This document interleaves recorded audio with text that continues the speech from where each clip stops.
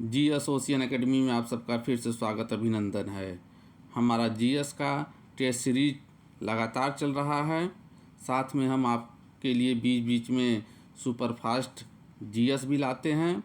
आज का हमारा स्पेशल टॉपिक भूगोल से है, तो महत्वपूर्ण प्रश्नों का संग्रह, इसे पूरा ज़रूर देखें।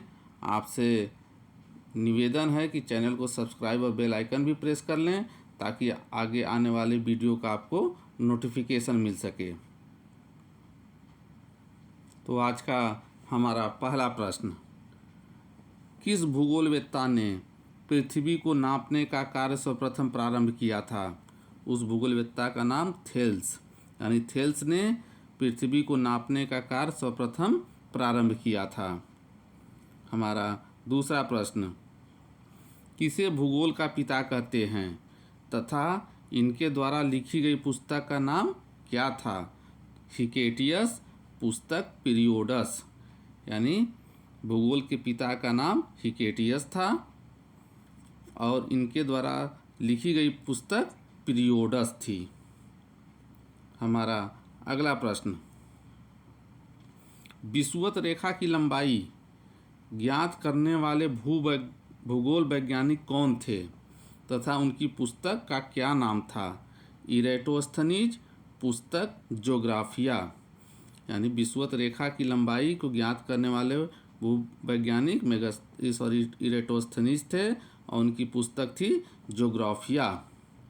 हमारा अगला महत्वपूर्ण प्रश्न, प्रथम दार्शनिक कौन थे जिन्होंने पृथ्वी के आकार को सर्वप्रथम गोलाभ माना था? अरस्तु ने सर्वप्रथम पृथ्वी के आकार को गोलाभ माना था। हमारा अगला प्रश्न, समुद्र विज्ञान के पिता जिन्होंने ओशियन, कौन सी? ओशियन पुस्तक लिखा, कौन थे? तो उनका नाम था पोसिडोनियस। पोसिडोनियस को समुद्र विज्ञान का पिता कहते हैं और इनके द्वारा लिखी गई पुस्तक जो ओशियन थी। हमारा अगला प्रश्न, सोने के चरागाह तथा जवाहरात की खानें पुस्तक को लिखने वाले लेखक कौन थे? अल-मसूदी ने सोने के चरागाह और जवाहरात की खानें पुस्तकें लिखी। याद रखिएगा, इम्पॉर्टेंट फैक्ट है, इम्पॉर्टेंट प्रश्न है। हमारा अगला प्रश्न, किसने सर्वप्रथम मध्य अंटार्कटिका महाद्वीप का चक्कर लगाया तथा दक्षिणी ध्रुव की खोज की? जेम्स कुक ने अंटार्कटिका महाद्वीप का चक्कर लगाया था और दक्षिणी ध्रुव की खोज की थी। हमारा अगला प्रश्न, किस भूगोलवेत्ता ने पृथ्वी को तैरती हुई तस्तरी के रूप में माना था? याद रखे रहिएगा, थेल्स ने पृथ्वी को क्या माना था? तैरती हुई तस्तरी के रूप में माना था। हमारा अगला प्रश्न, यूनानी काल में हिमालय को किस नाम से जाना जाता था? ईसम। यूनानी काल में हिमालय को ईसम के नाम से जाना जाता था। हमारा अगला प्रश्न, भारत का प्रथम बार विस्तृत चित्र बनाने वाले भूगोलवेत्ता कौन थे? याद रखे रहिएगा, जेम्स रेनल ने भारत का प्रथम बार विस्तृत चित्र बनाया था। अगला प्रश्न देखिए, अरब जगत का मार्को पोलो किसे कहा जाता है? इब्न बतूता को अरब जगत का क्या कहा जाता है? मार्को पोलो कहा जाता है। हमारा अगला प्रश्न, पृथ्वी तथा चंद्रमा के बीच, याद रखे रहिएगा, पृथ्वी तथा चंद्रमा के बीच के स्थान को क्या कहा जाता है? सिसलूनर क्या है? सिसलूनर है आपका पृथ्वी और चंद्रमा के बीच का स्थान। चलते हैं अगले प्रश्न की ओर। पोलैंड के वह कौन से खगोलज्ञ थे जिन्होंने 1943 में बताया था कि विश्व के केंद्र में सूर्य स्थित है, न कि पृथ्वी? कॉपरनिकस ने सर्वप्रथम बताया था कि केंद्र में सूर्य है, न कि पृथ्वी। याद रखे रहिएगा, कब बताया था? 1943 को। और कॉपरनिकस कहाँ के रहने वाले थे? पोलैंड के रहने वाले थे। चलते हैं अगले प्रश्न की ओर। बहुत इंपॉर्टेंट प्रश्न है ये, इसे जरूर याद रखिएगा। किस खगोलविद ने कहा था कि यदि कोई तारा देखने वाले की ओर बढ़ रहा है तो नीला दिखाई देगा, और यदि देखने वाले से दूर जा रहा है तो लाल दिखाई देगा? डॉपलर ने कहा था। क्या कहा था? अगर तारा देखने वाले की ओर बढ़ रहा, नज़दीक आ रहा है तो नीला होगा, और देखने वाले से दूर जा रहा है तो लाल होगा। याद रख रहिएगा, इम्पॉर्टेंट प्रश्न। हमारा अगला इम्पॉर्टेंट प्रश्न, सबसे विशाल तारा समूह कौन सा है? हाइड्रा तारा समूह। विशाल तारा समूह हाइड्रा तारा समूह विशाल तारा समूह के अंतर्गत आता है। अगला प्रश्न, सबसे छोटा तारा समूह कौन सा है? Crux australis. याद रखिएगा, क्रक्स ऑस्ट्रेलिस सबसे छोटा तारा समूह को कहते हैं। हमारा अगला प्रश्न, हमारा सौरमंडल कहाँ स्थित है जिसकी आयु कितनी है? 12 बिलियन वर्ष है, मंदाकिनी में। हमारा सौरमंडल मंदाकिनी में स्थित है और इसकी आयु कितनी है? 12 बिलियन वर्ष।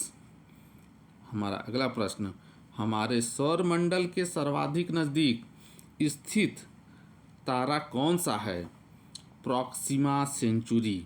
प्रॉक्सिमा सेंचुरी एक ऐसा तारा है जो हमारे सौरमंडल के सर्वाधिक नज़दीक का तारा है। याद रखे रहिएगा इस नाम को, प्रॉक्सिमा सेंचुरी। हमारा अगला प्रश्न, जब तारे की चमक 20 गुना हो जाता है तो उसे क्या कहते हैं? सुपरनोवा। क्या होता है सुपरनोवा? सुपरनोवा का मतलब जब तारे की चमक 20 गुना हो जाता है तो उसको क्या कहते हैं? सुपरनोवा कहते हैं। हमारा अगला इम्पॉर्टेंट प्रश्न, जब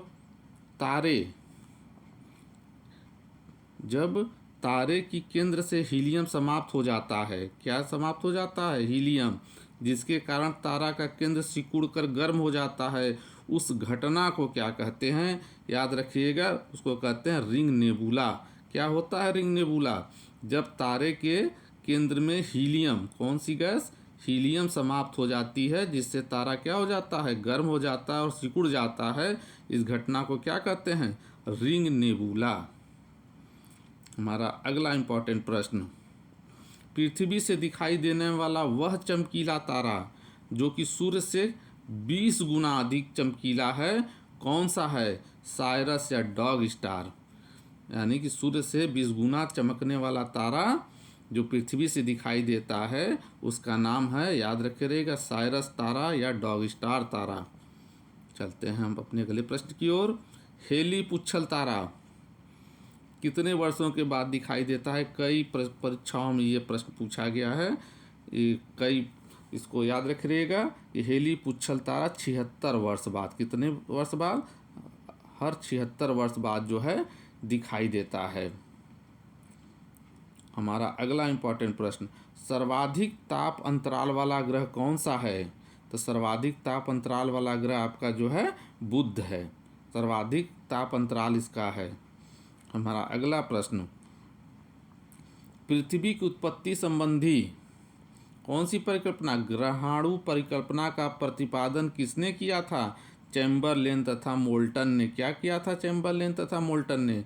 पृथ्वी की उत्पत्ति संबंधी ग्रहाणु परिकल्पना किसकी देन है? चैम्बर और मोल्टन की देन है। चलते हैं अगले प्रश्न की ओर। किन ग्रहों के बीच एस्टेरॉयड बेल्ट स्थित होता है? बृहस्पति और मंगल के बीच। तो याद रख रहिएगा, एस्टेरॉयड बेल्ट बृहस्पति और मंगल के बीच स्थित होता है। चलते हैं अगले प्रश्न की ओर। वह कौन से दो ग्रह हैं जो कि पूर्व से पश्चिम की ओर घूर्णन करते हैं? शुक्र और अरुण। दो ऐसे ग्रह हैं जो कि पूर्व से पश्चिम की ओर घूर्णन करते हैं। याद रखिएगा, ये दो ही स्पेशल ग्रह हैं जो पूर्व से पश्चिम की ओर घूर्णन करते हैं, शुक्र और अरुण। हमारा अगला प्रश्न, उच्चावच अवरोध से कौन सा बल उत्पन्न होता है? कोरियोलिस बल। याद रखिएगा, क्या होता है कोरियोलिस बल? उच्चावच अवरोध से उत्पन्न होने वाले बल को क्या कहते हैं? कोरियोलिस बल कहते हैं। हमारा अगला प्रश्न, पृथ्वी द्वारा अवशोषित सौर विकिरण का कितना प्रतिशत भाग सीधे अंतरिक्ष में चला जाता है? तो 21% भाग ऐसा होता है जो सीधे जो है परावर्तित होके अंतरिक्ष में चला जाता है। तो ये याद रखे रहिएगा, ये फैक्ट कितने प्रतिशत? 21%। हमारा अगला इम्पॉर्टेंट प्रश्न, पृथ्वी से सौर विकिरण के परावर्तित मात्रा को क्या कहते हैं? बहुत इंपॉर्टेंट है, याद रखे रहिएगा, एल्बिनो। क्या होता है एल्बिनो? पृथ्वी से सौर विकिरण के परावर्तित मात्रा को ही एल्बिनो कहते हैं, भूलिएगा मत। हमारा अगला प्रश्न और अंतिम प्रश्न, क्लैवियस क्या होता है? चंद्रमा पर स्थित क्रेटर जो होते हैं उन्हीं को क्या कहते हैं? क्लैवियस कहते हैं। इसी तरह से महत्वपूर्ण सुपरफास्ट जीएस बीच बीच में लाते रहते हैं। हमारा जीएस का जो टेस्ट सीरीज है उसको भी देखते रहिए, महत्वपूर्ण प्रश्नों का संग्रह। आप सबका धन्यवाद है।